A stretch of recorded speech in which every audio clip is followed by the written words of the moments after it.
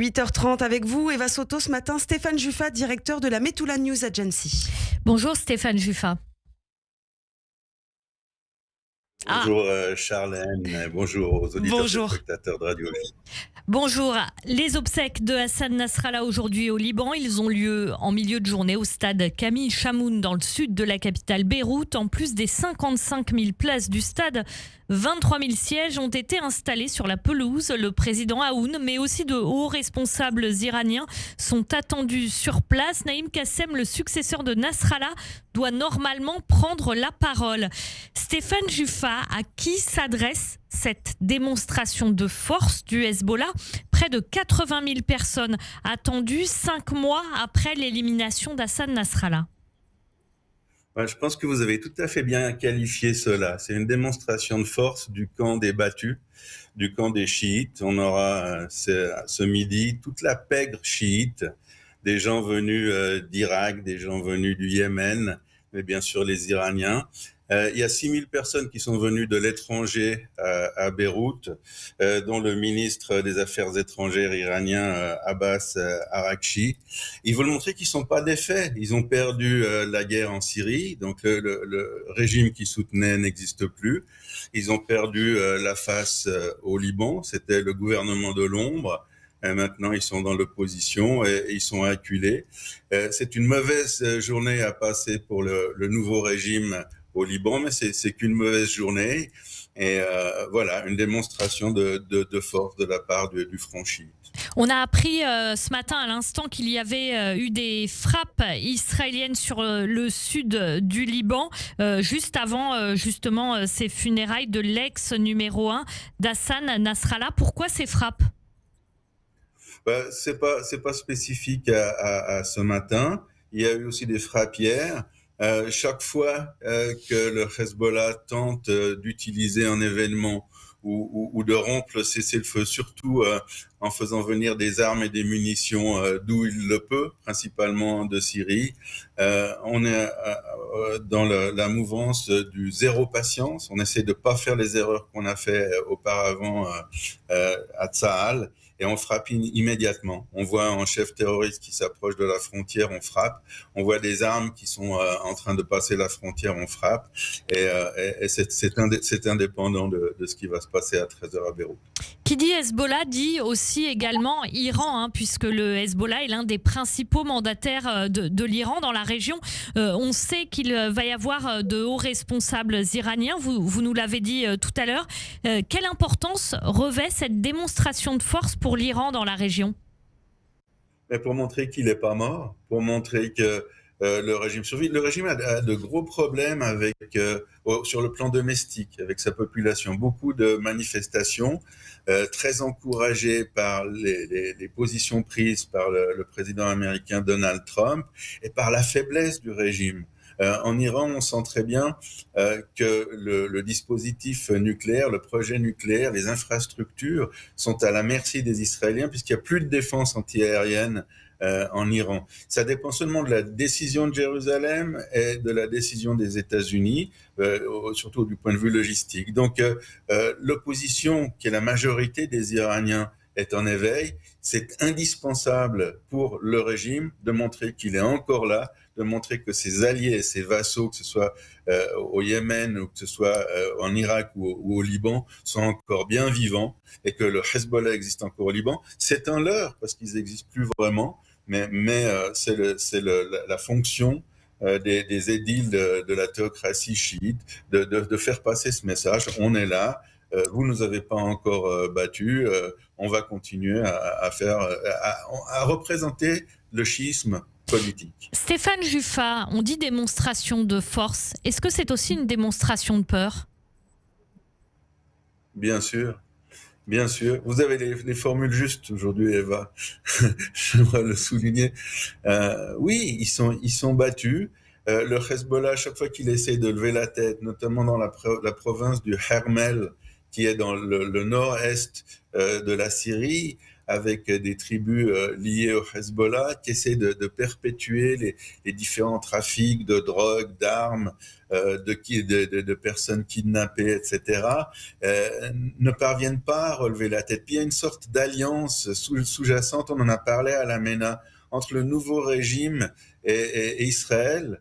Ça ne se voit pas beaucoup, mais on a les mêmes ennemis et vous n'entendez pas parler de dissension ou certainement pas d'affrontement entre le nouveau régime syrien et Israël. Tout se passe de manière assez coordonnée en fait, et le Hezbollah est complètement acculé, c'est-à-dire que la Syrie, qui était aux mains de la famille Assad et des Iraniens, est coupée. Il y a plus de transfert d'armes depuis l'Iran par la Syrie. On peut pas faire la guerre sans armes, on peut pas faire la guerre sans argent.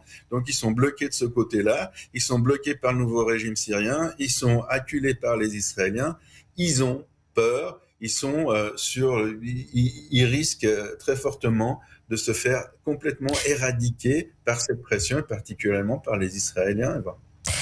Stéphane Juffa, j'aimerais bien sûr aussi rapidement, mais c'est important, revenir avec vous sur cette décision de Binyamin Netanyahou et de son cabinet de sécurité de retarder la libération des 600 détenus palestiniens qui étaient prévus après celle des otages d'hier. Binyamin Netanyahou met en cause cette nouvelle mise en scène sordide hier lors de la libération des otages. Cette mise en scène, c'est deux otages, Guy Gilboa Dalal et Eviatar David, qui se trouvaient au moment de la libération dans des voitures, qui voyaient donc d'autres Israéliens, les otages d'hier, se faire libérer. Ils assistent à la scène en même temps, sont filmés par le Hamas et supplient le Premier ministre Binyamin Netanyahou de les libérer. Comment est-ce que vous interprétez cette nouvelle mise en scène ?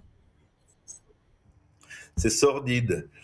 Il faut rien croire de cette mise en scène. On a vu un otage israélien libéré, un ex-otage, embrasser deux de ses gardiens, de ses tortionnaires. Et quand on sait les conditions dans lesquelles ils ont été maintenus, dans l'obscurité absolue pendant des mois, enchaînés des pieds et des mains, alors que c'était totalement inutile, ils étaient au fond d'un tunnel. Les tortionnaires en question qu'ils ont embrassés faisaient des festins devant eux, à qui on n'avait pas donné à manger depuis 4 jours, depuis 5 jours. Donc c'est absolument abominable. Mais il faut n'y accorder aucun crédit. C'est une mise en scène. Et les clients de la mise en scène, c'est nous, c'est ceux qui la regardons. Ce qui nous intéresse, c'est les déclarations qu'ils peuvent faire quand ils arrivent en Israël. Et les déclarations qui vont au compte-gouttes, on ne les brusque pas. Maintenant, au niveau de la décision du gouvernement israélien de ne pas libérer ces 600 terroristes emprisonnés en Israël, ce qu'il faut qu'on dise, d'abord, on est gêné. Quand on s'engage à quelque chose, en notre qualité d'analyse stratégique, pour un gouvernement, il faut tenir sa parole. On a signé l'accord de Doha, il faut le respecter. Même si le Hamas ne respecte pas la sienne, puisque c'est ce qu'il dit Binyamin Netanyahou et le cabinet de sécurité, ils disent c'est mise en scène, et puis ce qui s'est passé de terrible avec la famille Bibas, Shiri Bibas, c'était finalement pas son corps qui était dans le cercueil. Même si le Hamas fait ça, il faut tenir ses engagements. Pourquoi ? On a bien entendu 1000 raisons d'arrêter l'exécution de l'accord de Doha. 1000 raisons. Mais on a une raison, une seule, de continuer et d'encaisser ces jeux de force, de rapport de force du Hamas. C'est les 25 Israéliens, dont des soldats, qui restent à Gaza. C'est notre seule raison d'avoir signé cet accord. Donc, la relation entre l'assassinat à main nue de la famille Bibas et ces mises en scène et notre sujet d'importance, de focus, qu'est la libération de ces 25 otages. Une minute après, c'est ce que nous disons du point de vue stratégique, une minute après, s'il plaît au gouvernement israélien de détruire jusqu'au dernier combattant du Hamas, on applaudira. C'est tout sauf nos amis, ce sont des assassins. Vous imaginez ce que ça signifie d'égorger à main nue un enfant d'1 année. Il faut pas laisser le doute, on n'a pas d'état d'âme. Ce qui nous intéresse, c'est d'être logique avec nous-mêmes. On a une vision stratégique des choses. Il y a 25 Israéliens qui sont aux mains de ces barbares. Il faut d'abord les libérer, après on fait ce qu'on veut. Et ensuite, j'ajoute une dernière chose à ce propos, une dernière chose, Oui. Eva, qui est vraiment importante. Une différence entre frapper le Hamas aujourd'hui et le frapper une heure après la libération des derniers otages. Ça, c'est aussi un leurre. Rien n'y changera. La seule chose qui changera, c'est qu'avec ces jeux, ces retards, on met encore plus en danger la survie des otages et ça ne nous plaît pas du tout. On ne joue pas avec ce genre de choses quand on est responsable. Pourquoi Binyamin Netanyahou fait ça ?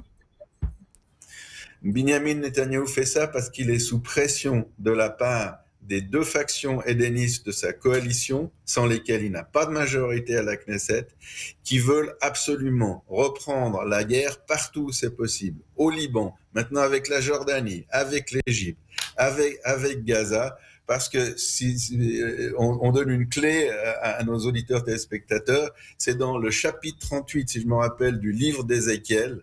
Il faut, pour que le Messie arrive, que 70 nations Oula, c'est effectivement... attaquent. Ouais. Il faut... Oui, allez-y. Oui, on a été coupé rapidement. Vous dites la phrase et on coupe, parce qu'on ne vous a pas entendu. Oui, je dis la phrase. Donc, dans cette vue édéniste, et ça vous fait rire, et moi aussi ça me fait rire, si je ne savais pas que c'est absolument la clé. C'est-à-dire qu'à la place d'avoir des réflexions stratégiques comme on en a ce matin, je voulais livrer cette réflexion stratégique. Et notre seul intérêt, c'est libérer les 25 otages vivants restants. Une fois que c'est fait, on peut finir la bagarre avec le Hamas, c'est très bien. Mais le raisonnement du gouvernement actuel n'est pas stratégique, il est politico-religieux mystique. Il s'agit de hâter l'arrivée du Messie, et ça nous plaît pas du tout. C'est pas acceptable en 2025 dans la situation dans laquelle se trouve Israël. Merci beaucoup Stéphane Juffa d'avoir été en direct avec nous ce matin sur Radio J, donc directeur de la Metula News Agency. À bientôt sur Radio J.